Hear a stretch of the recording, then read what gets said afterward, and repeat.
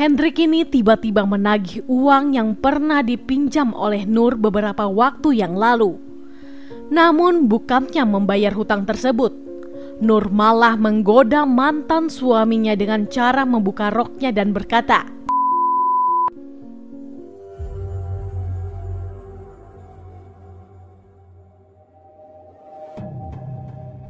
"Hai semuanya, Assalamualaikum warahmatullahi wabarakatuh. Kembali lagi di YouTube channel saya, Lembaran Cerita.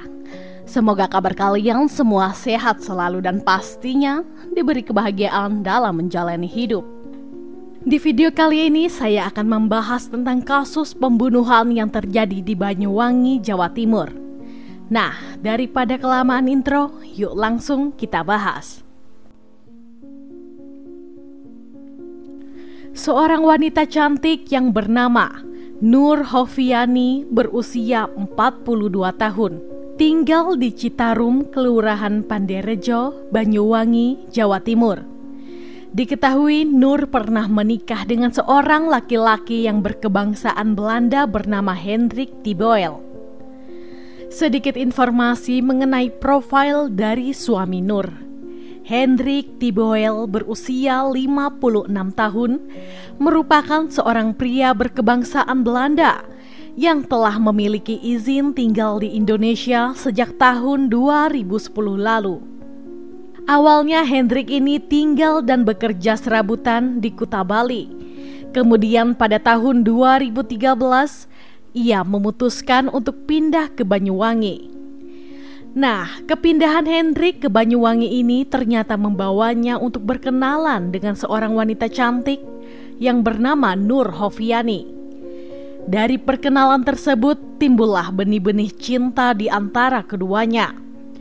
Tidak memerlukan waktu yang cukup lama bagi keduanya untuk saling mengenal. Karena setelah berpacaran selama kurang lebih 1 tahun, atau tepatnya pada tahun 2014, mereka memutuskan untuk melanjutkan hubungan itu ke jenjang pernikahan. Dan dari pernikahan tersebut, keduanya dikaruniai 1 orang anak. Hubungan pernikahan yang mereka bina ini awalnya memang seperti 2 sejoli yang dimabuk cinta. Namun seiring berjalannya waktu, Nur mulai tidak tahan dengan sikap dan sifat suaminya yang sangat pemarah, temperamental, dan sering membesar-besarkan masalah. Bahkan pernah di suatu ketika, Nur dilaporkan oleh suaminya sendiri ke Polres Banyuwangi atas dugaan kasus pencurian uang, padahal ia tidak melakukannya. Karena kurangnya bukti-bukti, pihak kepolisian pun menutup kasus tersebut. Hubungan pernikahan yang mereka jalin pun menjadi semakin tidak sehat sejak adanya pertengkaran demi pertengkaran. Sehingga setelah menjalani biduk rumah tangga selama kurang lebih 2 tahun, atau tepatnya pada tahun 2016, Nur yang sudah tidak sanggup untuk bertahan pun akhirnya memilih berpisah.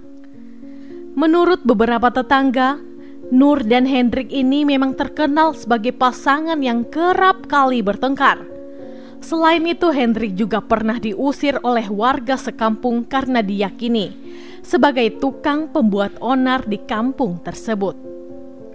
Salah satu contoh keonaran yang dilakukan oleh Hendrik adalah tiba-tiba menodongkan sebilah pisau kepada seorang teknisi karena internetnya mati. Nah, setelah Nur dan Hendrik ini resmi bercerai, Hendrik memutuskan untuk pindah ke sebuah rumah yang berlokasi di Gombeng Sari, Kalipuro, Banyuwangi, Jawa Timur. Namun meskipun begitu, hubungan silaturahmi di antara keduanya masih terjalin dengan baik. Hal tersebut dikuatkan dengan adanya komunikasi yang tidak terputus di antara keduanya. Selain itu, satu sama lain masih sering datang berkunjung untuk sekedar menginap dan bertemu dengan anak sematawayang mereka.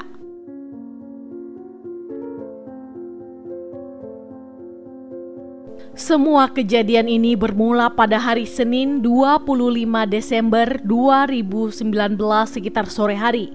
Saat itu Nur memutuskan untuk berkunjung ke rumah Hendrik dengan tujuan bersilaturahmi saja. Ketika sampai di rumah mantan suaminya, Hendrik ini tiba-tiba menagih uang yang pernah dipinjam oleh Nur beberapa waktu yang lalu. Namun bukannya membayar hutang tersebut, Nur malah menggoda mantan suaminya dengan cara membuka roknya dan berkata, "Saya membayar pakai ini saja ya." Mendengar jawaban seperti itu, Hendrik pun menolak dan bersikukuh meminta agar Nur segera membayar hutangnya. Setelah percakapan tersebut, Hendrik pun meninggalkan mantan istrinya dengan hati yang jengkel. Karena hari yang sudah semakin gelap, Nur pun kemudian memutuskan untuk menginap di rumah mantan suaminya, dan kebetulan Hendrik juga sudah mengizinkan.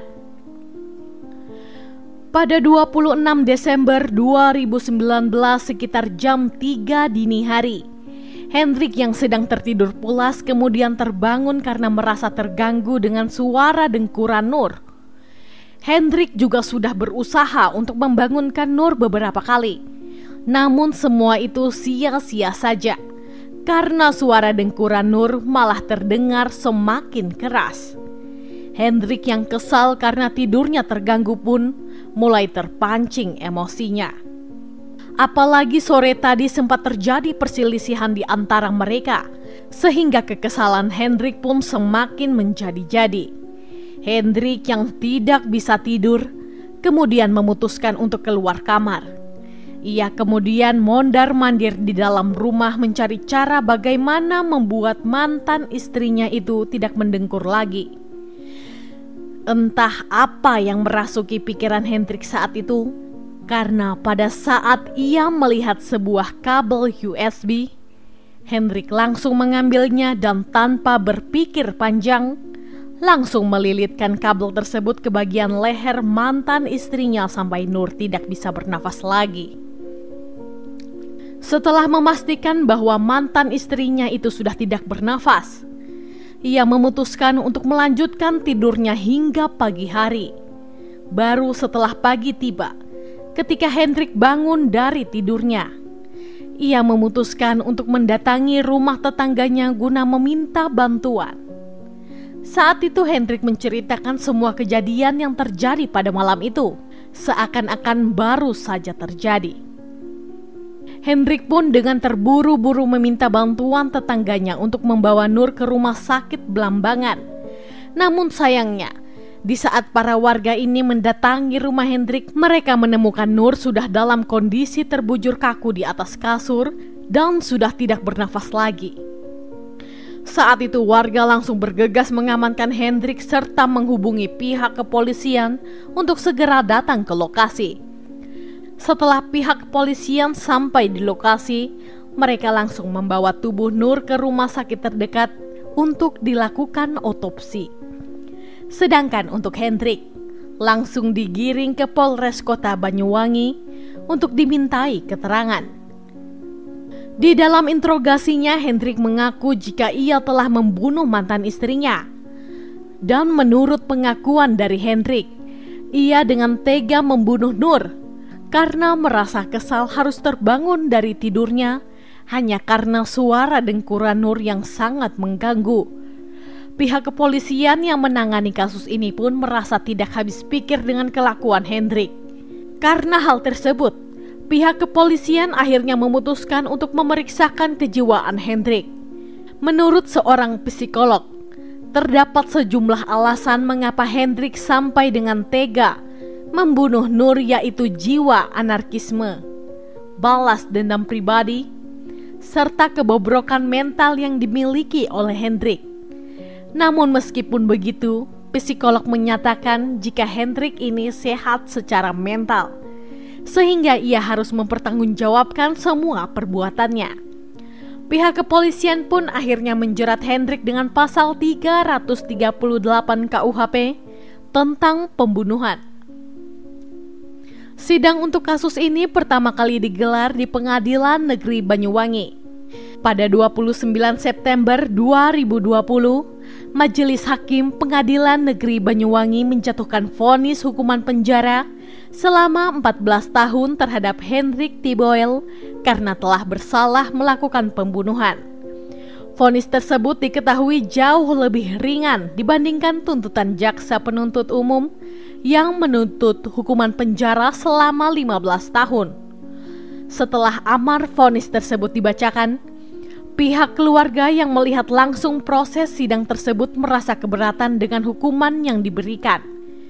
Pihak keluarga mengatakan bahwa vonis tersebut sangatlah tidak adil, mengingat Nur adalah seorang orang tua tunggal yang memiliki seorang anak berusia 3 tahun yang diyakini akan kehilangan masa depannya. Demikian kasus yang bisa saya ceritakan untuk hari ini. Gimana nih menurut pendapat kalian? Silahkan sampaikan pendapat teman-teman di kolom komentar. Dan semoga dengan adanya video ini kita bisa belajar untuk lebih waspada dan selalu berhati-hati dalam menjalani hidup. Saya sendiri tidak akan pernah bosan untuk mengingatkan, selalu libatkan Tuhan di setiap tindakan kita, karena kita tidak akan pernah tahu apa yang akan terjadi ke depannya. Oke, sekian dulu untuk video hari ini. Mohon maaf jika ada salah dalam tutur kata. Dan jika menurut kalian channel ini bermanfaat, mohon supportnya dengan cara mengklik subscribe, like, komen, dan jangan lupa untuk menyalakan tombol notifikasinya agar kalian tidak ketinggalan saat kami upload video terbaru. Sampai jumpa di video selanjutnya. Bye-bye.